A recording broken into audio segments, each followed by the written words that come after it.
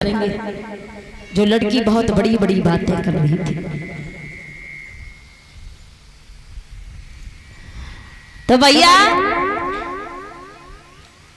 जैसे ही वो लड़कियां पानी भर भर के अपने अपने घर के लिए चली, तो लड़का पानी पीना तो भूल गया, उसी लड़की के पीछे पीछे चल दिया जो लड़की बड़ी बड़ी बातें करती थी।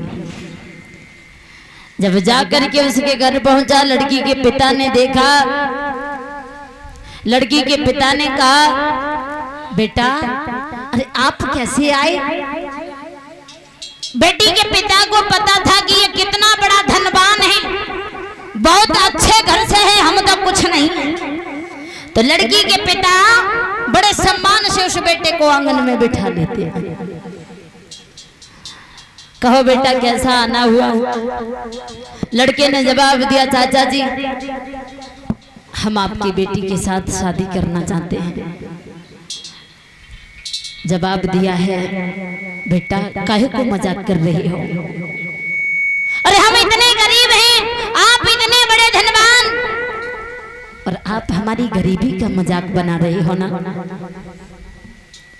अरे आप हमारी बेटी के साथ शादी कैसे कर सकते हैं? उसने जवाब दिया, अंकल आप चाहे हमें कुछ भी ना दें लेकिन हम फिर भी शादी कर लेंगे।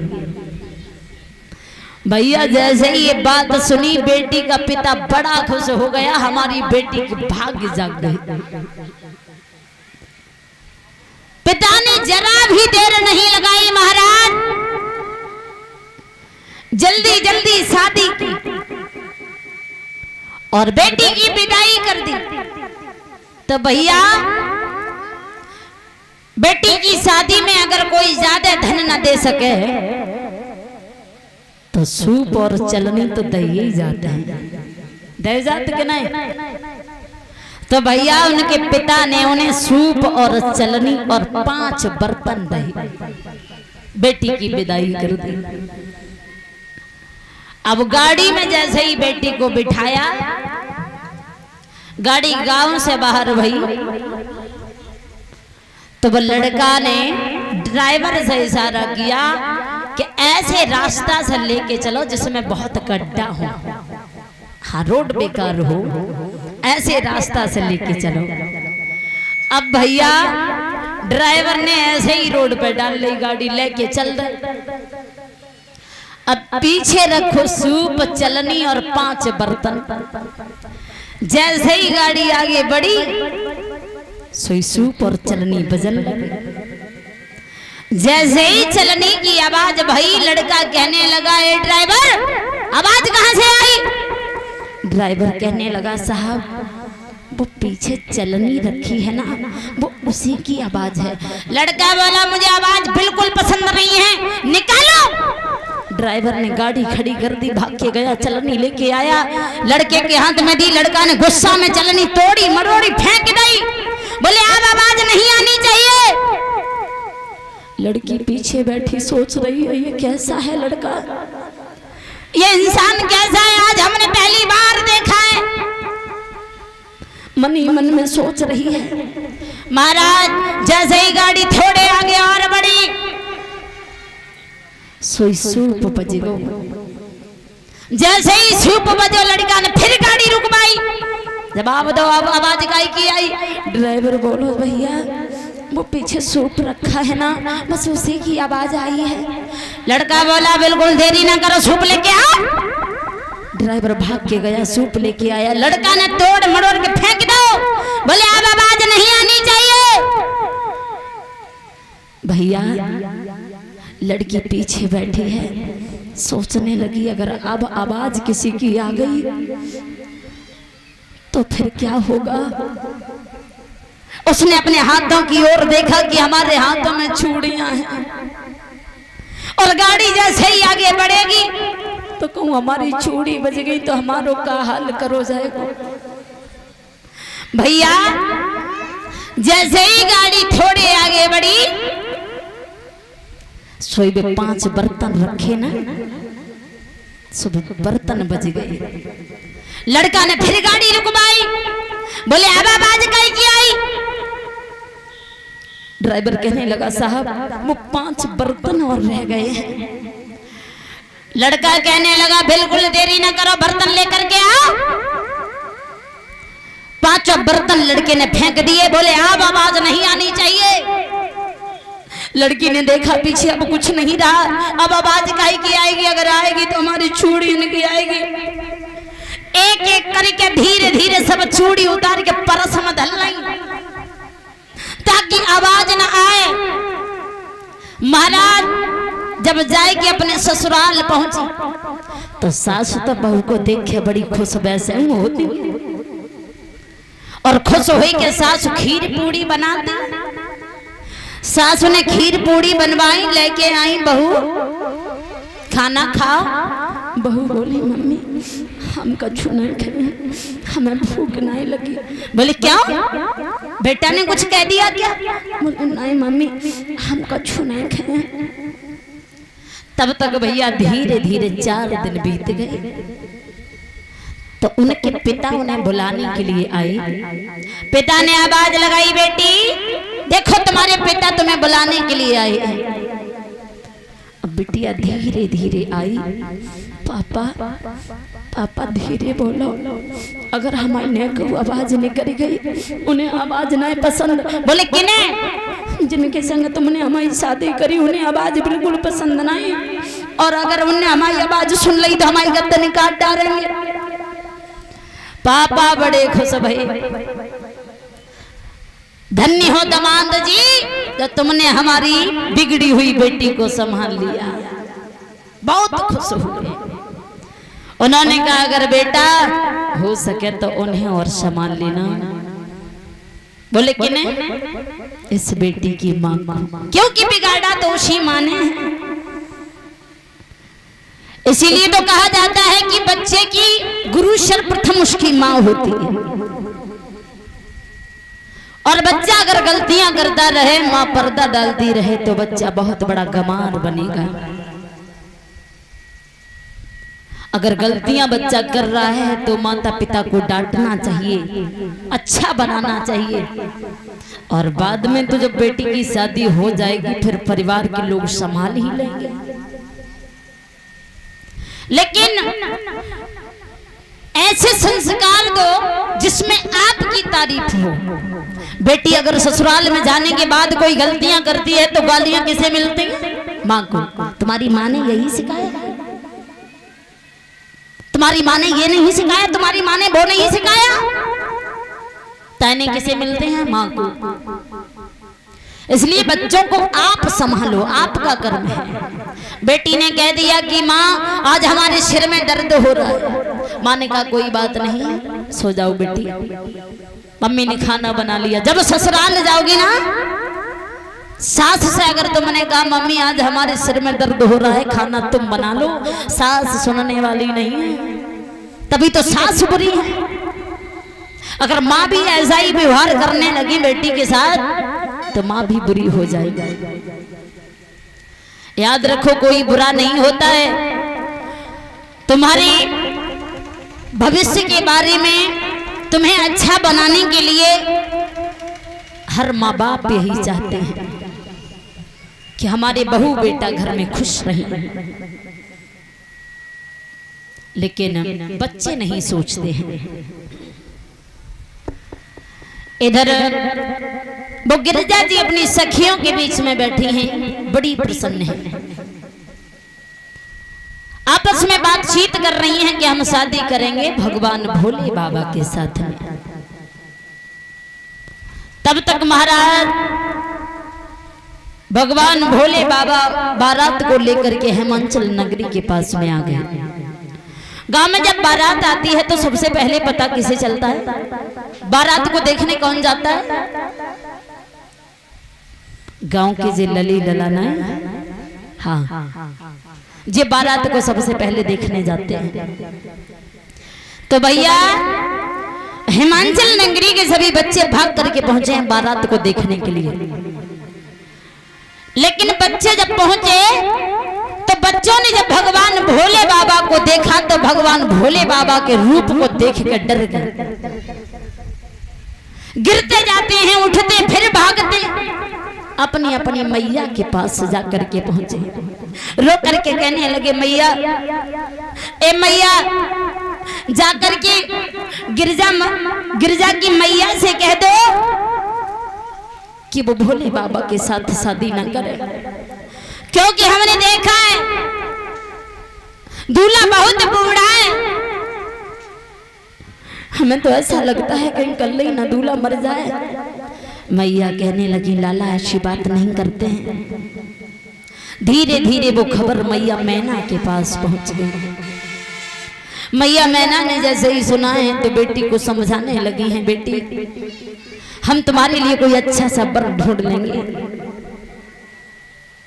कोई अच्छा सा राजकुमार देखेंगे, तुम्हारी शादी कर देंगे। गिरजा ने कहा है मैया, मैं शादी करूंगी तो भगवान भोले बाबा के साथ करूंगी, वरना जीवन भर कुंवारी बनी रहूंगी, पर किसी और के साथ शादी नहीं करूंगी। मैया मजबूर थी। तब तक बारात को लेकर के भगवान भोले बाबा आंगन में आ गए। जब आंगन में आए हैं तो मैया मैना कहने लगी, ए भोलेनाथ,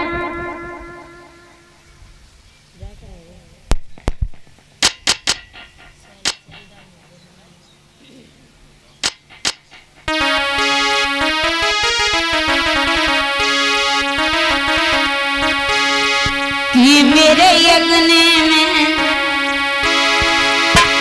ए भोले, कि मेरे अंगने में तुम्हारा क्या काम है, मेरे अंगने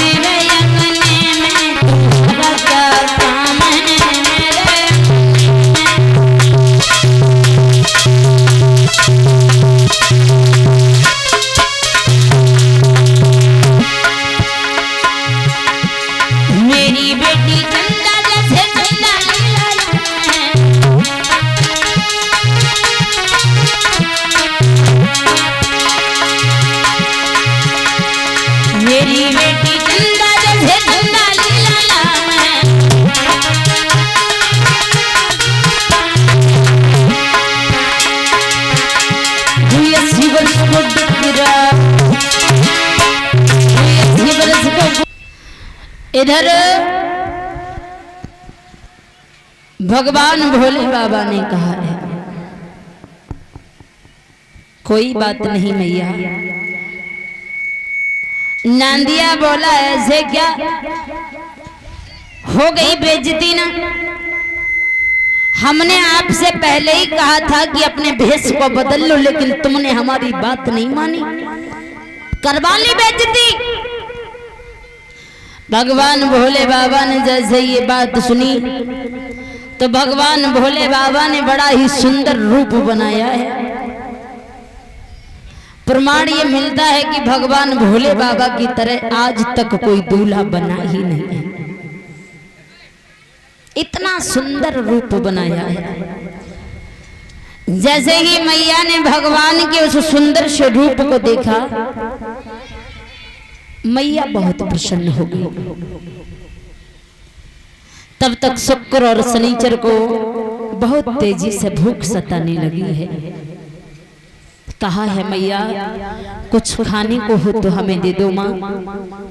मैया ने कहा है, आंगन में बैठो, हम तुम्हें तुम्हारे मन पसंद का भोजन ग्रहण कराएंगे।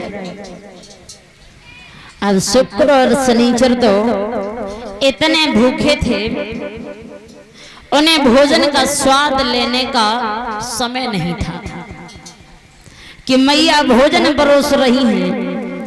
सब्जी लाती हैं तब तक पूड़ी गाय, पूड़ी लाती हैं तब तक सब्जी गाय। मैया भोजन परोसते परोसते परेशान हो गई। देखा कि सारी बारात का भोजन खा गए।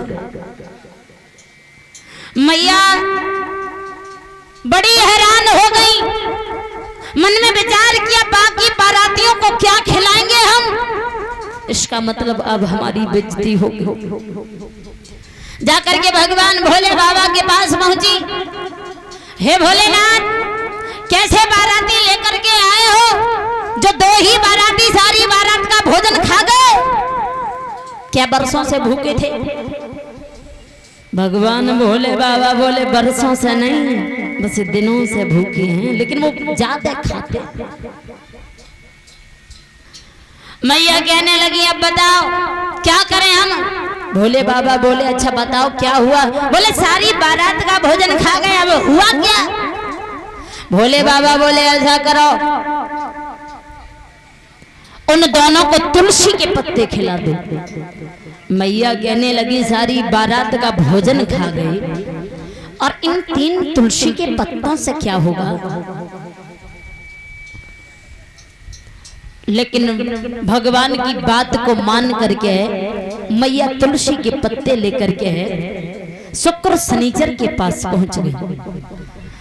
जब वही तुलसी के पत्ते शुक्र और शनिचर को खिलाए हैं, प्रभु की ऐसी कृपा हुई कि उन्होंने दोबारा भोजन नहीं मांगा, पेट भर गया। मैया बोली और खाओगे? बोले अब नहीं खाना है। नहीं खाओगे तो बताओ? बोले अब नहीं खाना है। अब मैया ने भगवान भोले बाबा को बड़े ही खुश होकर के साथ में लिया। भगवान भोले बाबा को मंडप के नीचे लेकर के पहुंची है। मंडप के नीचे जाते ही जो जटा में सर्प बंधा हुआ था ना, वो सर्प कहीं इधर फुसकार मारता है, कहीं इधर फुसकार मारता है, तंग कर रहा है। तब तक देखा कि वो मंडप खुल जाता है। जब वो मंडप खुल गया तो भगवान भोले बाबा की जटा से वो सर्प निकल करके जाता है और उस मंडप को गिरने से रोक लेता है, गांठ लगा लेता है। आज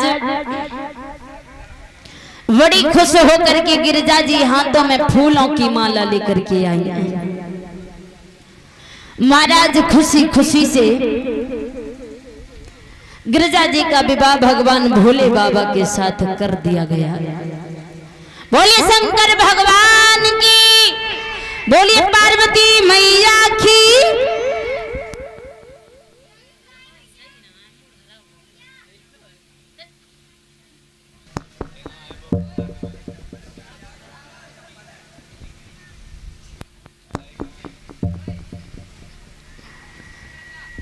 जैसे ही भगवान भोले बाबा गिरजा जी को साथ में लेकर के चले तो मैया ने उन्हें रोक लिया। परीक्षित महाराज, हमें आप ये बताएं कि शादी जब होती है तो सास अपने दामाद से मंडप में गूंथ क्यों खुलवाती है? महाराज, हम आपसे कोई सवाल नहीं कर रहे हैं, जानना चाहते हैं। यज्ञपति महाराज, आप बताओ, शादी नहीं हुई है क्या? गूंथ नहीं खोली थी?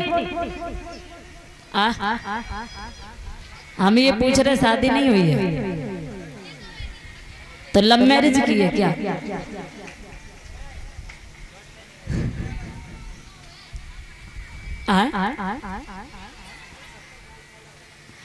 लव मैरिज की होगी तभी तो गूंथ नहीं खोली, हम ये पूछ रहे हैं।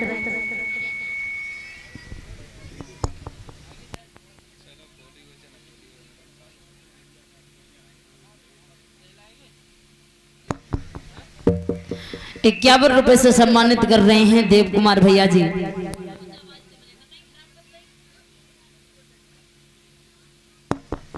हेलो, हेलो, हेलो, हेलो,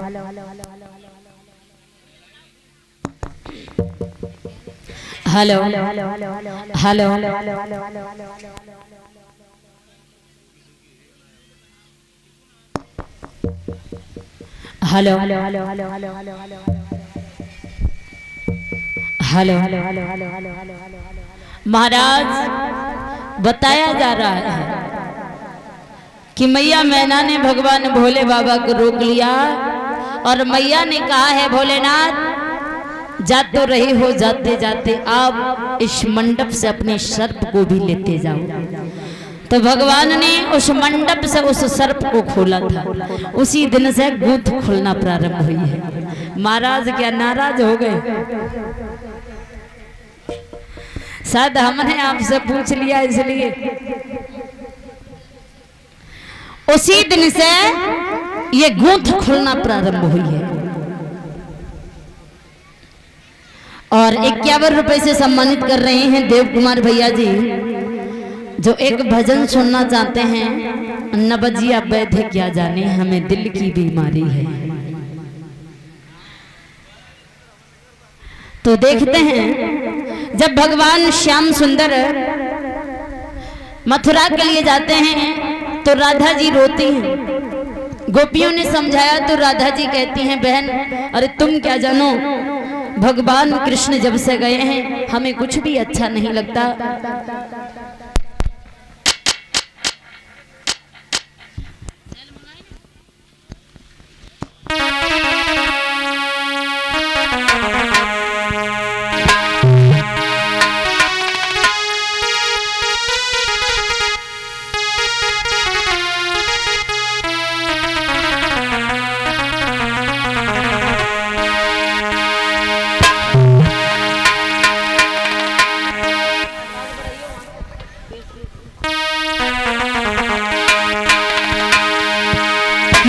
जी